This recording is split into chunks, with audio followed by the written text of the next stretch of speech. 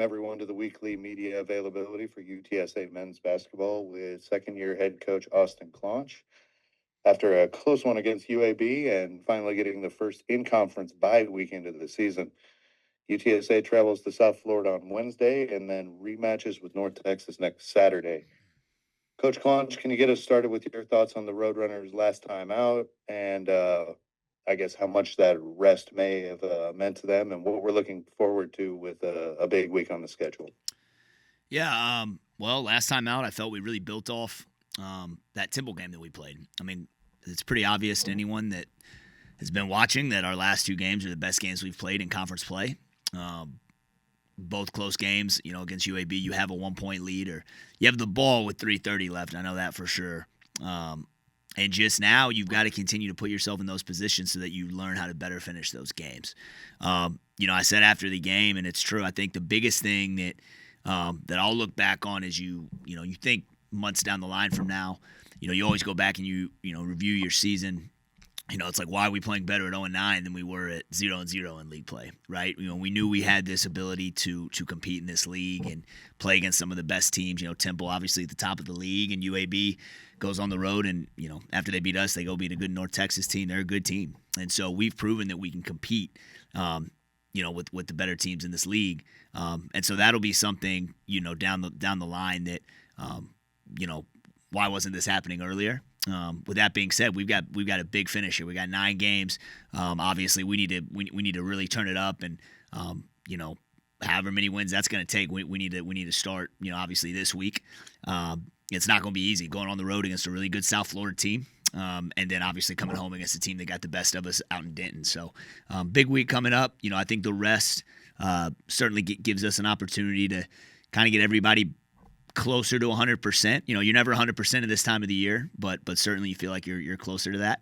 And yeah, you had a good practice yesterday. You need to have a really good day of preparation. I think that's been the biggest thing with those last two games. Our preparation's been really good.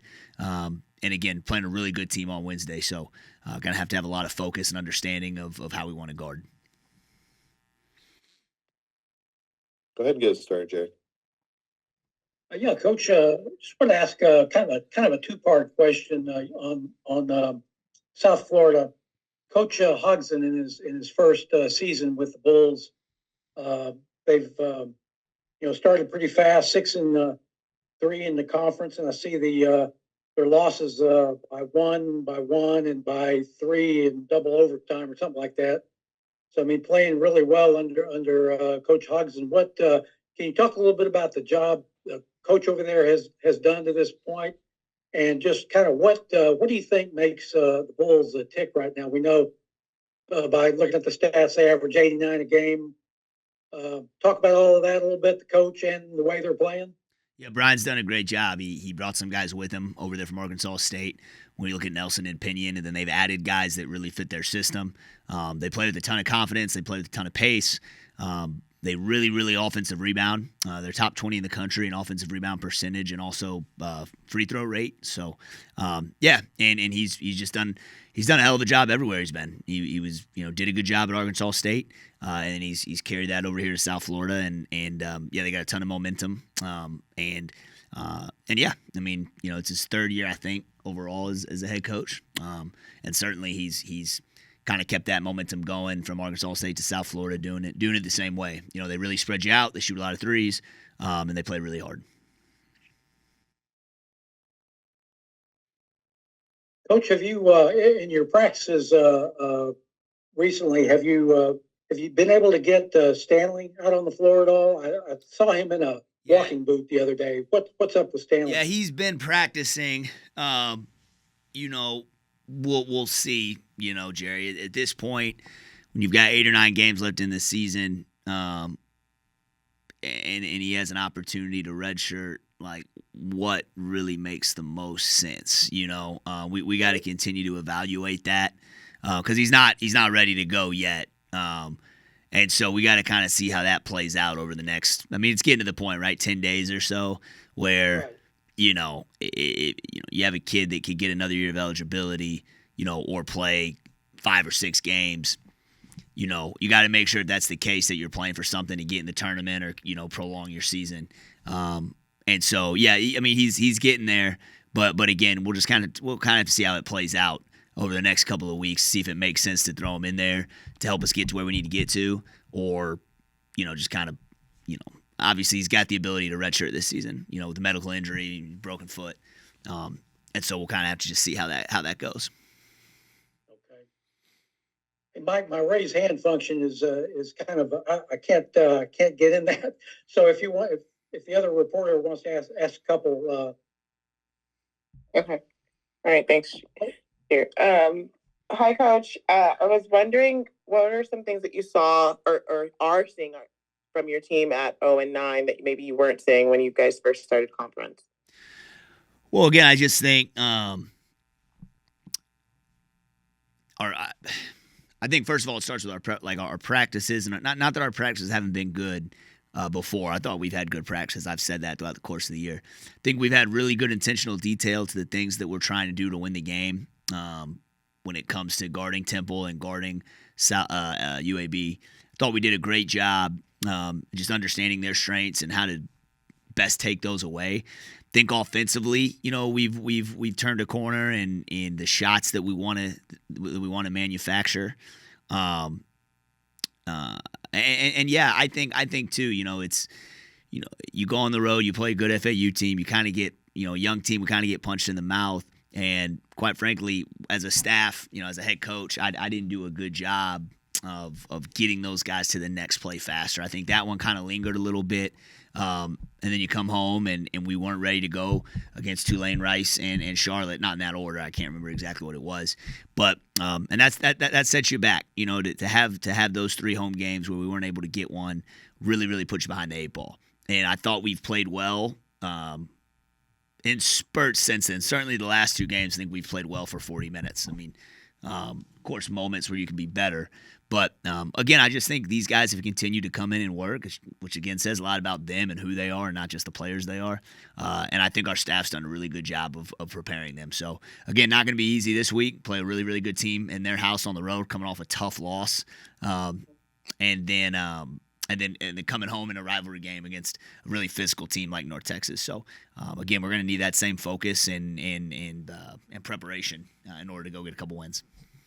Okay. And then Jameer was kind of quiet for a couple games, and now he's starting to rev back up. Do you just feel like y'all are spreading more guys are stepping up, so he's maybe able to get a free more? Like, did you notice that? Yeah, I don't know if I would attribute it to anything specific. I think kind of the course of the season, certainly there were a couple of games there where it might have been, appear to be even a bigger slump than what's maybe normal. I feel like, for a while there, Jameer really carried a heavy load. And certainly I think when other guys are scoring and the ball's moving a little bit more, and that's not to say that's not about Jameer. That's about me. Yeah. Like we've got to spread it, and we've got to make sure that our scoring can't rely on one guy. And certainly I just think, the nature of basketball, he's not gonna be perfect for 30 games. And yeah, I think, now he's just kind of regressing back to the mean and playing the way that we know he's capable of playing. Okay. And then what are some things that y'all are really and loading in on in preparation for South Florida? Well, it's going to start with transition. I mean, they play with incredible pace. You got to find their shooters. Pinion and Ennis are really good shooters. I think Ennis, something crazy. He's made like the most threes out of anybody in college basketball in the last 6 games. I think him and Pinion are 2 and 3 in the league and made threes. But they really kill you at the rim. I mean, it's their threes, they get a lot of talk, but Nelson is a monster down there. They're great passers. Brown is an animal to the rim. So we got to get back in transition and make sure that we load up and protect the paint. And then rebounding. I know it sounds simple, but it's the way they move the ball with their shooters and their spacing, then opens the floor for a lot of offensive rebounds. And it's not like they're big, they play a lot of guards, and those guys get in there and crash, and they're physical. So 40 minutes, it's going to take a lot of focus and effort, spring back in transition. So they're not getting easy shots. And then when the shot goes up, we got to be ready to, get all hands on deck. All right. Thanks, Coach. Yep. Yeah, Coach, if I might jump in again, I wanted to ask with the road game at South Florida upcoming and the challenges you face there. Now, I know you're a super competitive guy, and I wanted to ask what it would mean to you if your guys were to go out there and beat the Bulls on Wednesday night, a few days after I guess you were asked some questions recently about your job security for next year. What would it mean for you to go out and win at South Florida in the wake of that story that came out over the weekend? Well, it would always be great to win. I don't think about it in regards to my job security. I think about it more for these guys, because the way they've been working, they certainly deserve to you know finish the regular season on a high note in these last 9 games with the way they've worked and the way that they've continued to fight. And so South Florida, North Texas, East Carolina, Wichita, whoever it is, we want to continue to work and win as many games as possible and see where that puts us, here in the next 9 games. Doesn't really have any, thing to do with me. We knew this was a process, and we knew that we had an uphill battle. And certainly, I love to coach, and I'm gonna show up and be who I am every single day, right? And these guys have done the same thing, which is why we believe that their success for this group is right around the corner in some way, shape, or form. And so whether that's Wednesday or Saturday or whatever it is, these kids will deserve it, and that's the biggest thing that I'm focused on, and that's why we continue to work the way we do. Coach, were you surprised at all to get those kind of questions, given this is just your second year at UTSA? No, I mean, listen, we're in a competitive sport. We're at a high level, and our expectation is to win, especially coming off, in year one, we felt we were really close to even, where we were. I think we finished tied for 9th, but a lot of those games were in the balance, so you felt like you were closer to the middle of the pack. And certainly we felt like we did things in the offseason that put us in a position to take a step. And so far we haven't, right? And that's, I love to coach. I'm a lifelong coach. And so for me, it's all about figuring out how to improve from where you are. And, at the end of the day, when you've lost however many we have in a row and your record is where it is, you deserve to get those questions, because trust me, no one is. I hope everybody's frustrated. Fans, we want to win. We're here to win, and we're here to win championships at UTSA. That goal is never going to change. And so that's certainly still our goal. And of course, we want to see that happen right now.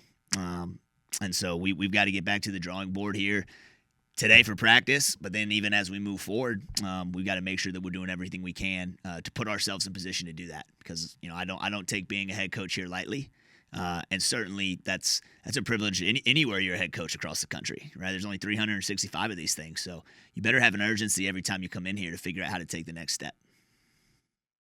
Hey, Coach, I wanted to ask also, just kind of looking back at that road trip last fall when you went out and you played Coach Oates' team, and then you went up to Colorado and out to USC.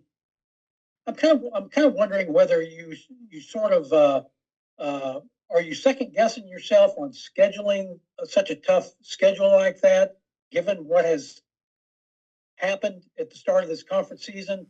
Would you do it the same way if you had to do it again? Yeah, that's hard. That's hard, Jerry, because you come home the very next game and you play a really good Seattle team and play really well and almost win the game, So would we play them all 3 in a row? That's really hard to say. I'm not going to blame our shortcomings right now on something that happened back in December in a non-conference game.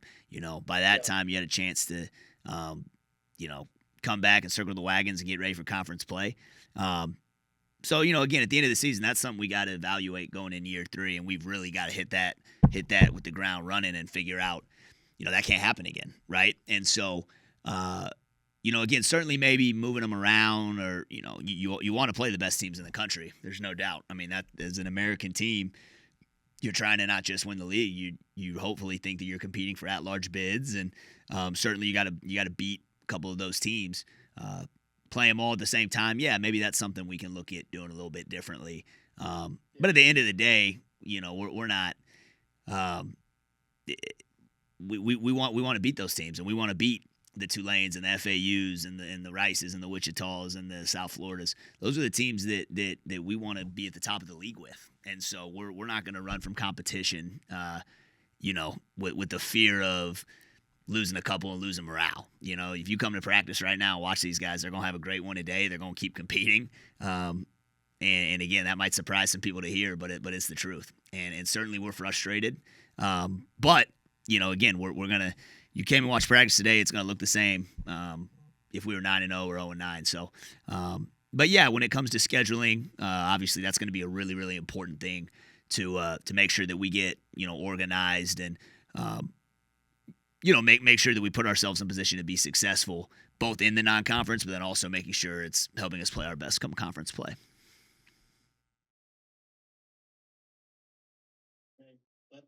That's about all I had, Mike. If All y'all right. are good.